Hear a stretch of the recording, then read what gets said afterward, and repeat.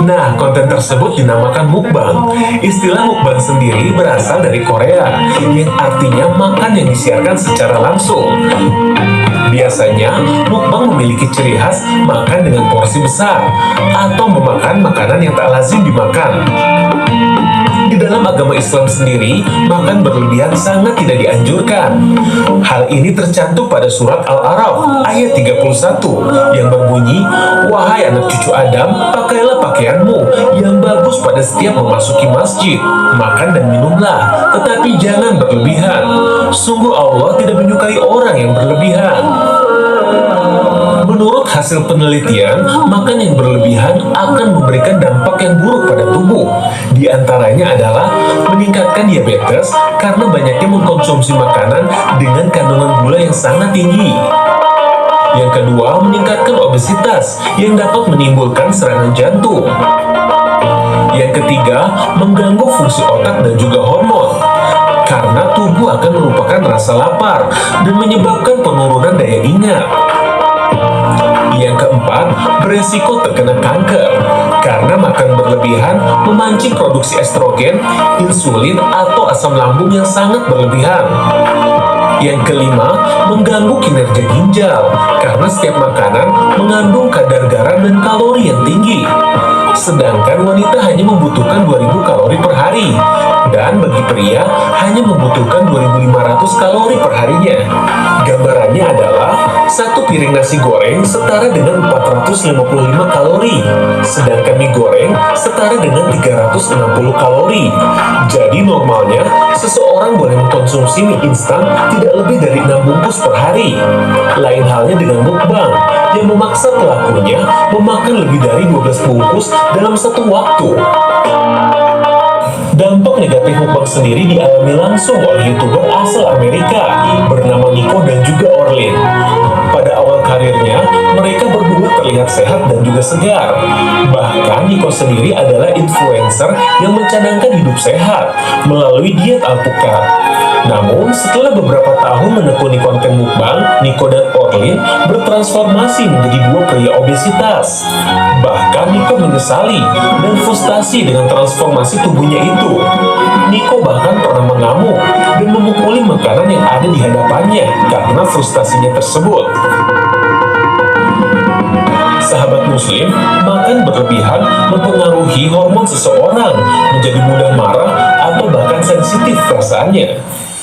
Seperti yang kita ketahui, Rasulullah sendiri sangat menjaga pola makannya. Selain itu, Rasulullah rajin melakukan puasa sunnah yang membuat tubuhnya sehat. Menurut hadis diriwayatkan bahwa Rasulullah memiliki tubuh yang bagus, dengan perut seperti batu bersusun. Masya Allah, sempurnanya Nabi kita. Sisi negatif dari mukbang, selain merugikan kesehatan, tentunya kita melakukan perbuatan yang disukai setan, yaitu membuang makanan. Dalam Islam sendiri, tindakan tersebut dikenal dengan istilah mubazir, yang diambil dari kata tabzir, yang artinya terbuang sia-sia. Bayangkan di saat kita membuang makanan, masih banyak orang di sekitar kita yang kesulitan bahan makanan, bahkan kelaparan. Ada baiknya kita makan secukupnya dan tidak membuang makanan. Adapun adab makan yang diatur Islam ialah mengucapkan bismillah agar makanan yang kita makan tidak berbagi dengan setan. Seperti yang kita ketahui, makanan setan adalah makanan yang haram dan makanan yang tidak disertai ucapan bismillah. Namun, bila kita lupa mengucapkan bismillah dan telah hampir habis makanannya, maka hendaklah berdoa. Bismillah fi awwalihi wa akhirih. Diriwayatkan Nabi pernah tertawa ketika ada seorang sahabat sedang makan. Lalu sahabat bertanya, apa yang membuat beliau tertawa? Lalu beliau bersabda, setan masih terus makan bersamanya. Tapi ketika ia membaca basmalah, setan langsung memuntahkan apa yang ada di perutnya. Terkait dengan adab makan, bagaimanakah pandangan Islam terkait mukbang tersebut? Berikut pemaparannya. Bismillahirrahmanirrahim. Assalamualaikum warahmatullahi wabarakatuh. Alhamdulillah, salatu wassalamu ala rasulillah wa ala alihi wa sahbihi wa ala amma ba'd. Sahabat muslim, rahimakumullah. di antara fenomena menarik untuk kaum milenial, khususnya anak muda milenial, itu ada fenomena yang disebut mukbang.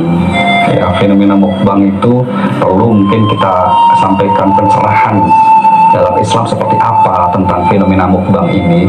Secara umum, mukbang kita pahami adalah seseorang yang memakan jenis atau suatu makanan yang jumlahnya dalam kapasitas besar, mungkin dengan motif dan tujuan tertentu. Nah, bagaimana Islam mengatur ini? Bolehkah kita mukbang? Apakah ada sisi manfaatnya dan mudaratnya dari sisi agama?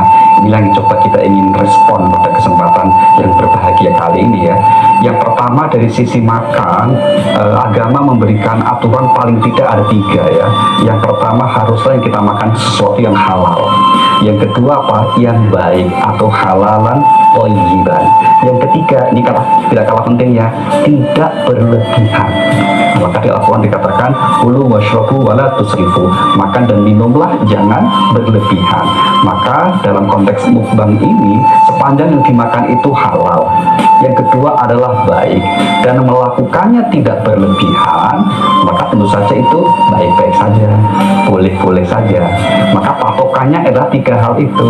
Kalau dalam prakteknya seringkali ada saudara kita yang melakukan mukbang namun terkesan itu berlebihan, misalnya dalam jumlah makanan yang besar terus akhirnya menjadi sisa dan dibuang, tentu itu adalah sesuatu yang dilarang dalam agama.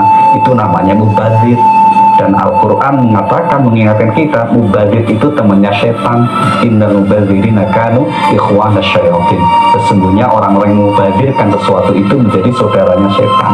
Jadi prinsipnya mukbang dan sejenisnya, termasuk kalau kita ada kawan-kawan kita YouTuber atau apapun yang di media sosial untuk mereview makanan gitu ya, kemudian memakan sesuatu yang jumlahnya kata tertentu dengan memberitahu, mengedukasi kepada umat bagaimana seharusnya makan, sepanjang itu memenuhi 3 ketentuan tadi, maka itu menjadi sah dan boleh-boleh saja, dan bahkan itu akan menjadi bernilai ibadah.